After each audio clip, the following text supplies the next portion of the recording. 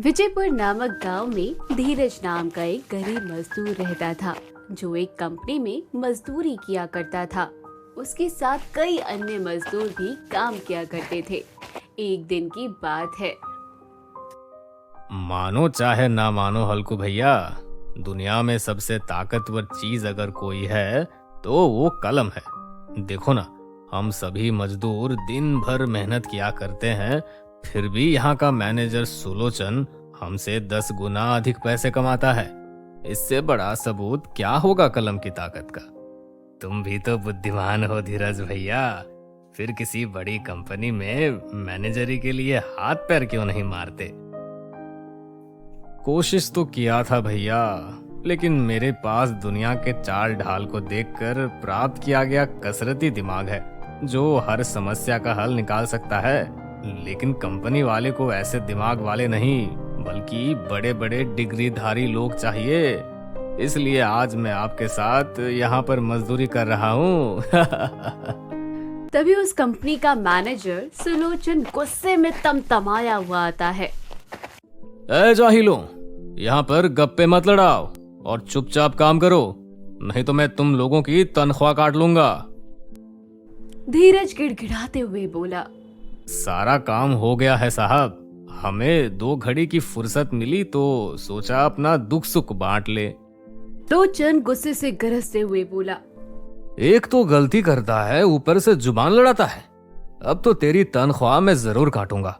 तुम जैसे छोटे मोटे मजदूरों की जान पैसे में बसती है। एक महीना पैसे के अभाव में तड़पोगे तो आगे से इस कंपनी के मैनेजर सुलोचन से आंख मिलाने से पहले 100 बार सोचोगे। सुलोचन ये कहकर वहां से चला जाता है। धीरज मन ही मन पछताता है कि उसने क्यों घमंडी सुलोचन को कुछ बोला। ई का हो गवा भैया, सुबह सुबह लक्ष्मी माता हमसे रूठ गई।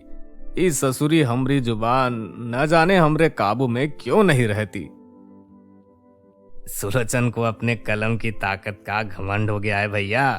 वो तो हमसे 20 गुना अधिक कमाता है, इसलिए उसे ये एहसास नहीं कि दिन रात मेहनत कर कर हम लोग जो कुछ कमाते हैं उसमें से 1 पैसा भी कोई काट लेता है तो ऐसा लगता है जैसे किसी ने हमारे शरीर से खाल खींच ली हो। महीने की आखिरी तारीख आ जाती है। सुलोचन मैनेजर सभी मजदूरों की आधी तनख्वाह काट कर उन्हें दे देता है, क्योंकि उन्होंने जाने अनजाने धीरज का साथ दिया था। ये लो मेरे प्यारे मजदूरों, इस महीने किया हुआ अपने कर्मों का फल पकड़ो। आधी तनख्वाह पाकर सभी मजदूर गुस्से से आग बबूला हो जाते हैं, लेकिन नौकरी चले जाने के डर से वे कभी भी सुलोचन से कुछ नहीं बोलते। धीरज भी हताश निराश अपने घर आता है, जहां उसकी पत्नी मंजुला उससे बोलती है। ये क्या है जी, आपकी तनख्वाह पहले ही बहुत कम थी, ऊपर से इस बार आप आधी तनख्वाह कटवा कर भी आ गए।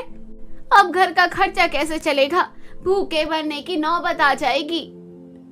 उस दुष्ट मैनेजर सुलोचन को अपने पद और पैसे का कुछ ज्यादा ही घमंड हो गया है। एक दिन मैं उसे सबक जरूर सिखाऊंगा।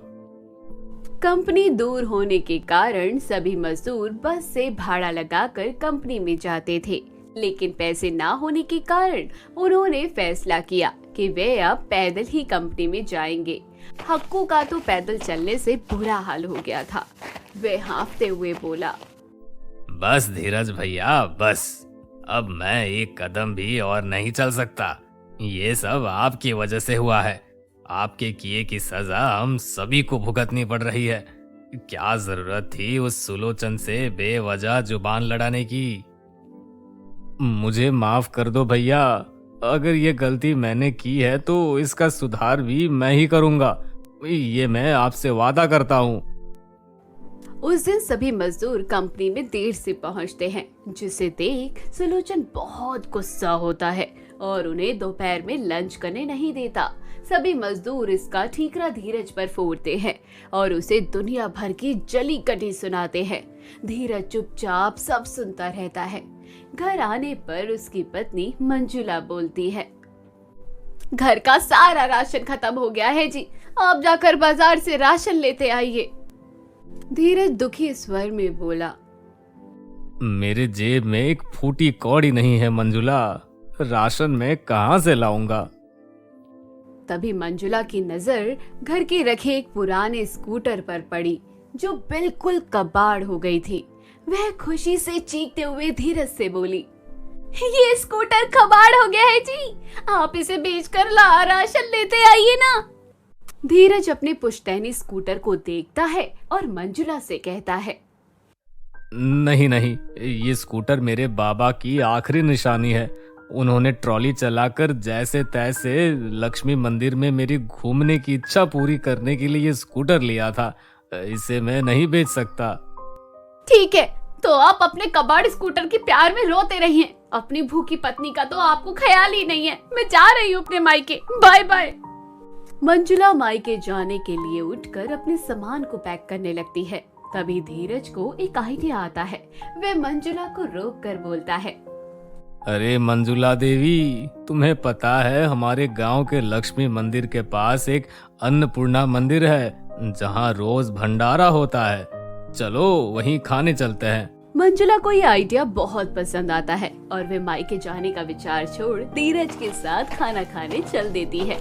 आहा, कितना स्वादिष्ट खाना है।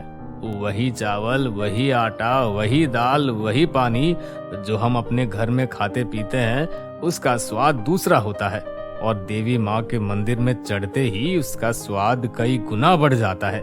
आज तो मजा ही आ गया। तभी धीरज के दिमाग में एक आइडिया आया और वह हंसी खुशी अपने घर आकर रात से उस आइडिया को हकीकत में बदलने में जुट गया। इतनी रात को आप अपने पिताजी के कबाड़ स्कूटर और ट्रॉली के साथ क्या कर रहे हो जी? ट्रॉली रेल बना रहा हूँ। क्या कहा? Trolley rail? ये क्या भला है? धीरज मुस्कुराते हुए बोला, देखो, मैं इस ट्रॉली में इस स्कूटर के मोटर को जोड़ दूंगा और उसके पीछे एक और चौकी जोड़ दूंगा जिससे मेरी ट्रॉली रेल बनकर तैयार हो जाएगी। फिर हमारे मजदूर साथियों को कंपनी में पैदल जाने की जरूरत नहीं होगी। वो सभी इस ट्रॉली रेल पर बैठकर आराम से टाइम पर कंपनी में पहुंच सकते हैं। अगले दिन सभी मजदूर धीरज की ट्रॉली रेल पर बैठकर कंपनी की ओर बढ़ने लगे। सारे गांव वासी उन्हें हैरान होकर देर तक निहारते रहते। ये सब उन्हें किसी सपने जैसा लगता था। वाह वाह वाह धीरज भैया, इस ट्रॉली रेल पर बैठकर तो हमें इतना मजा आ रहा है जितना कि असली ट्रेन पर भी बैठकर नहीं आया था। सारे गांव वासी तो हमका इसन देखत है जैसे कि हम कोई बड़ा हीरो होई। वो सभी सिर्फ तुम्हें ही नहीं देख रहे हैं हल्कू, बल्कि हम सबको भी देख रहे हैं। अपने आप को इतना सीरियस लेने की जरूरत नहीं है।